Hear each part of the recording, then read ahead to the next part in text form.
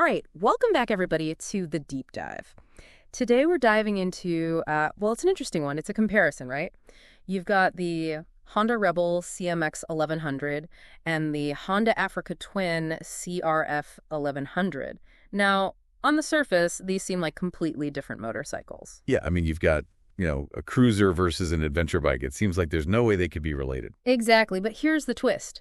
They share the same engine. Yeah, that's right. That fantastic 1084cc parallel twin. Right. So today we're going to dig into how Honda took this engine and created two motorcycles that are, well, they're worlds apart. Right. I mean, our goal is to really understand what makes each bike unique. Like what design choices were made, what were they going for? And of course, we want to help you guys figure out which bike, might be the right fit for your riding style.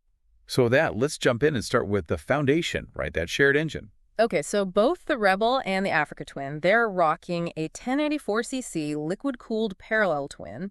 And what's particularly interesting is the 270-degree crank. Right. Gives them that distinct character, almost like a V-twin sound. Yeah. Like the sort of pulsing, And it actually helps with rear-wheel traction. And, of course, we can't forget Honda's clever Unicam system. Yeah, it keeps the engine nice and compact. Now, another really cool thing is the dual-clutch transmission, the DCT, which is offered on both. Right.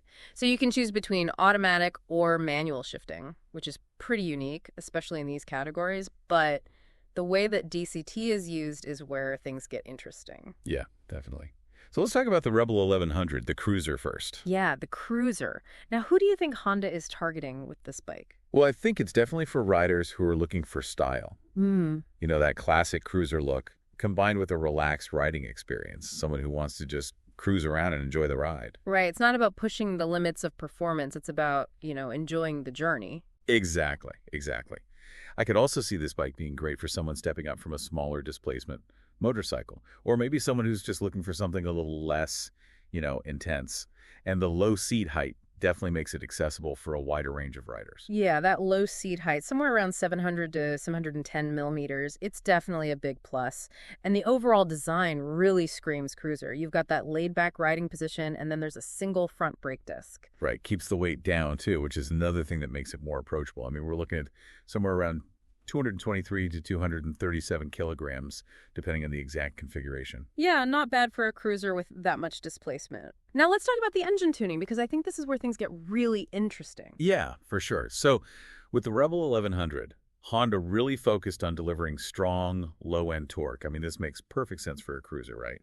You want that smooth acceleration from a stop, that effortless cruising at lower RPMs. And to really enhance that cruiser feel, they actually gave it a heavier flywheel. Yeah, about 20% heavier than the one in the Africa Twin. Now, this extra inertia really contributes to that classic cruiser feel, that sort of pulsing sensation at lower RPMs. It's all about that laid-back vibe. Yeah. And the Africa Twin, well, it's got different priorities. Exactly. Okay, so you're cruising along on the Rebel. How does it actually handle? Well, surprisingly, it's actually quite nimble. Oh, yeah, for a cruiser. Yeah, for a cruiser. That low center of gravity really helps. And it has a respectable lean angle, for when the roads get twisty. But the suspension, which is a 43-millimeter telescopic fork up front and twin shocks in the rear, both preload adjustable, can feel a bit soft, especially if you hit any sharp bumps or really push it hard. So it's probably best suited for, cruising on well-paved roads. Now, what about technology? Is the Rebel stuck in the past? Not at all. I mean, you get a 5-inch TFT display. It also has multiple riding modes, standard, sport, rain, and a user mode for customization. It also comes with Honda Selectable Core Control, HSTC, which is basically traction control, and wheelie control. You also get cruise control, which is pretty standard these days, especially on cruisers. And then it has Honda Road Sync for connectivity and a USB-C port. Nice. So it's got a good blend of modern features. And there's also the Rebel 1100T, right? Yes. The 2 model comes with saddlebags and a fairing, making it even more comfortable for longer rides. It's kind of like a mini bagger. Okay, so that's the Rebel. Now let's switch gears completely and talk about the Honda Africa Twin CRF1100. This is a completely different beast. Oh, yeah, this is the adventure machine. Yeah, for riders who crave a lot more adventure. Exactly. So this bike is built for on- and off-road capability. It's meant to handle anything you throw at it, and the design reflects that. I mean, you've got that upright riding position, the tall adjustable seat, ranging from 835 to 870 millimeters. Yeah, no mistaking this for a cruiser. Not at all. And it's packed with features specifically for adventure riding. So you've got dual front brake discs for some serious stopping power, and then you've got long travel suspension to handle any kind of terrain. There's also higher ground clearance and a much larger fuel tank. Yeah, the fuel tank. I mean, we're talking almost 19 liters on the standard model and almost 25 liters on the Adventure Sports model. You can go pretty far on a single tank. Yeah, you can definitely put some serious miles on this Yeah. bike. And then we've got the engine tuning, Right. which, again, completely different philosophy compared to the Rebel. Right, because it's not just about low-end torque this time. No, with the Africa Twin, it's about having a broad power band, especially with strong mid-range. You need that for overtaking on the highway and for navigating challenging off-road sections. And it actually makes more power than the Rebel, right? Yeah, it's got a higher horsepower and torque output. And speaking of off-road, the suspension and handling have to be top-notch. So on the standard Africa Twin, you get a 45mm fully adjustable inverted fork and a fully adjustable monoshock in the rear. And even though it is a heavier bike, reviews consistently praise its agile handling both on and off-road. So it can handle the twisties as well? Oh, yeah, it's surprisingly capable in the corners. Now, there are two main versions of the Africa Twin. You have the standard model, which comes with a 21-inch front wheel, making it a bit more off-road focused. And then you have the Adventure Sports model, which has a 19-inch front wheel. That one's more geared toward, on-road riding and touring. And on top of that, some of the higher spec models even come with electronically adjustable suspension. Wow, that's pretty high-tech. Yeah, the EERA, Honda calls it, electronically equipped ride adjustment. It's amazing how far suspension technology has come. And what about other tech features? I bet it's got a lot of goodies. Oh, yeah, it's loaded. You get a bigger 6.5-inch TFT touchscreen display.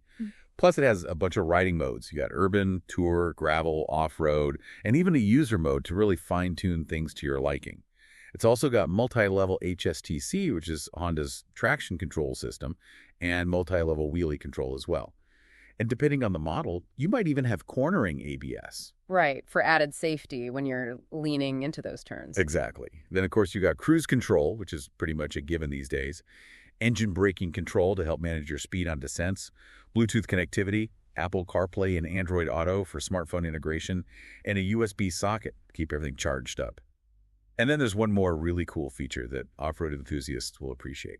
Okay, what's that? You can actually disable the rear ABS for off-road riding. That gives you more control when you're riding on loose surfaces. That makes sense. So basically, Honda has thought of everything when it comes to adventure riding.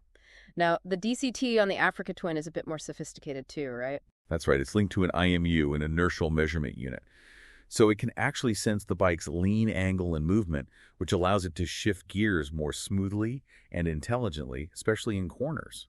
It's pretty impressive stuff. So, we talked about a lot of features and specs, but what's the main takeaway here? What's the big picture?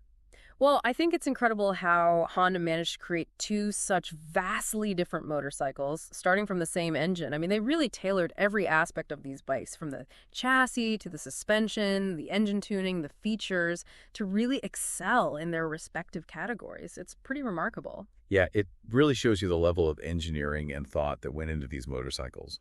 You've got the Rebel, which is all about that laid-back cruising experience, enjoying the open road in style. And then you've got the Africa Twin, which is built for adventure, for exploring uncharted territory, and pushing your limits as a rider. They both offer completely different riding experiences.